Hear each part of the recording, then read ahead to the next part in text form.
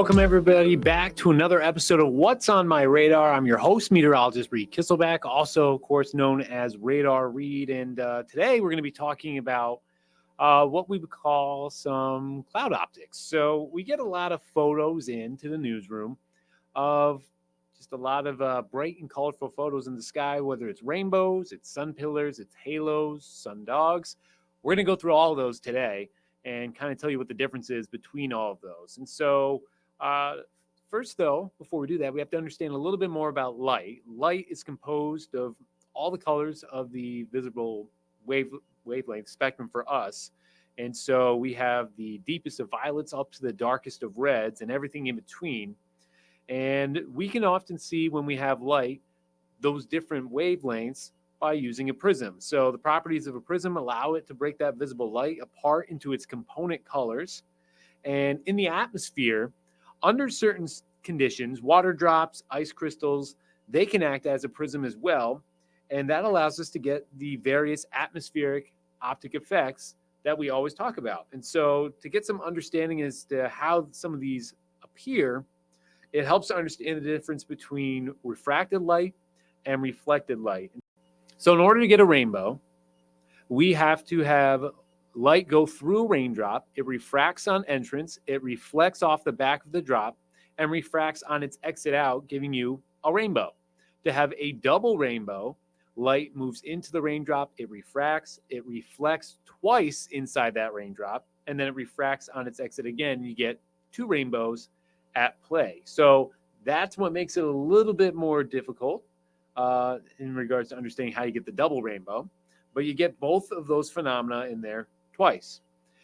For an ideal rainbow, obviously the viewer has to be between the sun and the rain. It must be within a few hours of sunrise or sunset. The reason why, you want the lower sun angle, and with that, that allows the rainbow to go higher up into the atmosphere, so you get a much larger rainbow at play. The rainbow is going to appear at the point opposite of the sun, and the interesting thing to note is the larger the raindrops, they often create the brightest bands for the rainbow. So if you have really big drops of rain, you're going to have a really bright, crystal clear rainbow to look at, which is pretty cool. We also have other phenomena, too, that we talk about. Another one that we typically get is a photo of the sun with that ring around it. That's called a sun halo.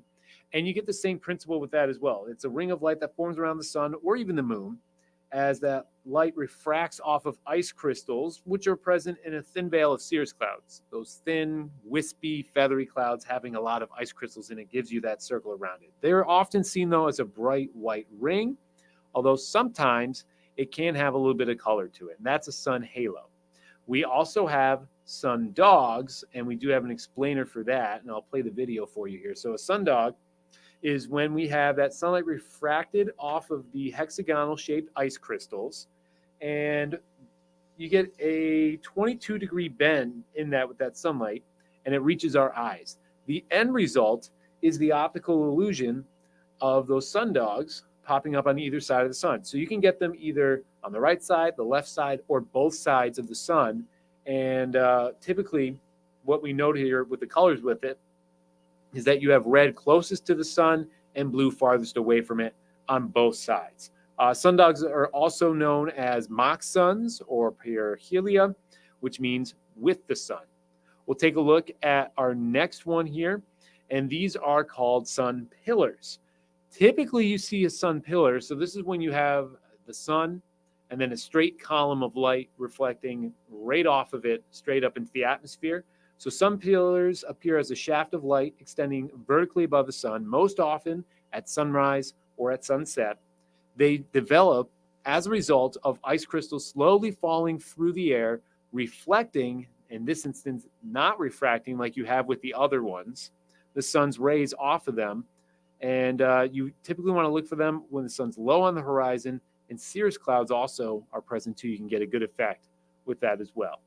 So that is our many different types of cloud optics that we typically encounter for our region. We always get a lot of photos of these, and we always encourage you guys to send us photos. And so we thank you for watching this episode, and we have many more on the way with more interesting topics to go here. So we hope you join us next time. We'll see you then.